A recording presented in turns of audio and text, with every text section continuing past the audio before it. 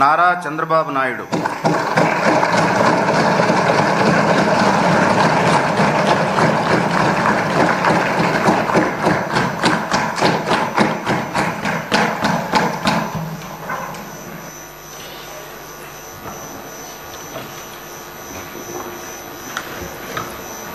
నారా చంద్రబాబు నాయుడు అనే నేను శాసనసభ సభ్యునిగా ఎన్నిక అయినందున శాసనం ద్వారా నిర్మితమైన భారత రాజ్యాంగం పట్ల నిజమైన విశ్వాసం, విధేయత చూపుతానని, భారతదేశ సార్వభౌమాధికారాన్ని, సమగ్రతను కాపాడుతానని, నేను స్వీకరించబోయే కర్తవ్యాన్ని శ్రద్ధాశక్తులతో నిర్వహిస్తానని దైవ సాక్షిగా ప్రమాణం చేస్తున్నాను.